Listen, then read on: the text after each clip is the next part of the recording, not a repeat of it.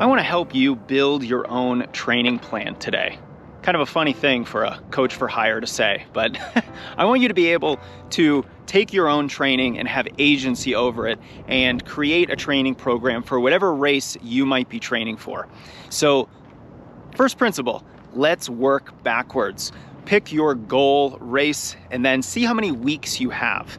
If you're more well-trained for this particular race, let's try to plan a training season of about 12 to 16 weeks. If you're less trained and you just need more time to get ready for the race, you probably want a slightly longer plan, somewhere in the 16 to 20 week range. So for example, if you're training for a marathon and you are 16 weeks out from the race and your long run is currently about 7 miles, you probably don't have enough time to actually get ready for a 26.2 mile race. So let's make sure we have enough time and choose a number of weeks for our training plan that'll give us a proper amount of time to prepare, but also not too much time. You don't really want to spend more than about 20, maybe 24 weeks training for a race. The longer the race, the more time you can prepare, building your mileage, spending time building your long run over time. Now, the second thing to look at when you're building your training plan is your current fitness level. You always have to start where you are right now. And if where you are right now is not where you want to be, then we need to progress intelligently. We need to gradually build your fitness over time so that you're going to be capable of running that race in 12 to 20 weeks.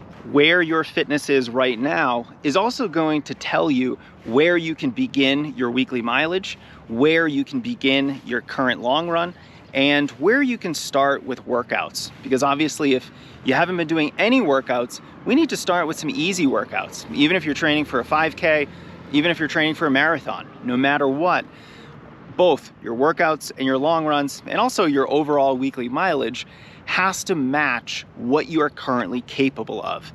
Then we have to take the next step. Let's gradually increase the distance of that long run. Let's gradually make our workouts not just more difficult and challenging over time, but we also want to make sure that our workouts are geared toward the race that we're training for. So if you're running a longer, more aerobic oriented type of race, you're going to want to do more longer aerobic oriented type of workouts. And the opposite of that is true as well. If you're someone who's training for the 5K, sure, we want to do some of those aerobic workouts early in our season during those primarily base building weeks of the training season, but then we want to move into some 5K specific workouts where we are running 5K pace or goal 5K pace. And we are gradually doing more and more of that so that by the end of the season, close to our goal race, we are capable of running approximately 5,000 meters worth of work at our goal 5K race pace. And then the long run is something very similar. We want to be gradually building the distance of that long run, although the goal should never be just to continue building and building and building to some arbitrarily high number. We want to make sure that we're doing some quality long runs. Maybe every couple weeks you take a step back in increasing the distance of that run. You make it 3 or 4 miles shorter, but you do some faster running within the long run, maybe around marathon or half marathon pace. You could also put in a fartlek within that long run. All of these add little wrinkles to your training, and if you're ready for it, they can be wonderful ways of preparing for the races that you're training for. This video is sponsored by Inside Tracker, our newest partner for the YouTube channel, and I couldn't be more excited. They are an ethical company. They are a company that I've been using personally for years, and they're one of the most reputable blood testing companies in the country. Inside Tracker tests your blood very simply. They look at over 40 different biomarkers, from stress hormones like cortisol to testosterone levels and vitamin D, all so that you know what's going on inside your body. So you can tell if you're undertraining, you're overtraining, you're optimally training, or if you just have any other health issues that might be going on that might be impacting your running.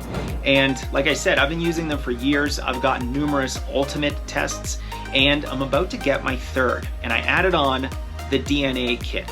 This is going to be really special for me just to get a more in-depth look at what's going on inside me so that I know if there are any red flags that I have to address.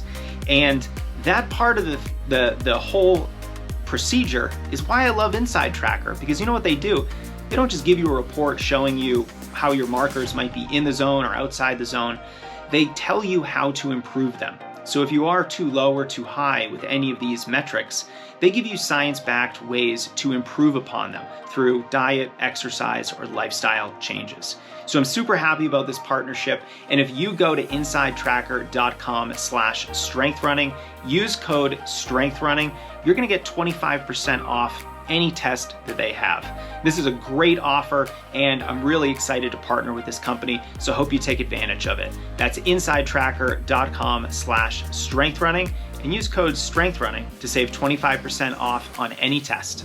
The next thing that we want to add to our training program are all the little extras that I don't actually think are extra. I don't think they're nice to do. I think they're necessary. Things like dynamic warm-ups before all of your runs, like runner-specific core and strength training as you get ready for your races. And also things like form drills and strides. These are fundamental aspects of training that are going to improve your form, improve your top-end running speed, improve your running economy, and just help you stay healthy over time. So there's a lot of very good reasons for adding these extras into your training. But once you've got the length of your training plan all set, once you know your starting mileage, your starting workout, and your starting distance of your long run, then you've added in all the extras, planned out the progression of all of those metrics of your training program. Now you are ready to add the final thing, which is a taper at the very end of your training plan. For about 2 weeks, sometimes runners prefer a 3-week taper, you can start reducing the volume of your running and at the same time, maintain the intensity of your training. So you're still gonna do hard workouts, but maybe they get a little bit shorter. Maybe there isn't as much volume of hard running within these workouts in the final 2 or 3 weeks. So the intensity is still there, but the volume decreases. Why are we doing this? We want you to be well rested, but still fit, sharp, responsive, quick. I want you to feel snappy, like you've got some pop in your legs. And on race day, that is gonna make all the difference. You're going to feel fully recovered. You're gonna feel like you've adapted to all that great training that you've been doing. You're gonna feel light and fast while not being too tired. And that is when you can engineer a peak performance. Now, I understand this was a large, very 30,000 foot overview of how to build your own training plan. These are the big principles. I didn't get into any nitty-gritty specifics. It's probably not the place in a YouTube video. But if you have any questions for me about this process, I would love to answer them. Leave a comment underneath this video and I will do my best to answer every single one about the training plan building process. And if you want me to build you a training plan, go to strengthrunning.com/coaching and there's an option where I can build you a personalized custom training plan for whatever goal that you might have.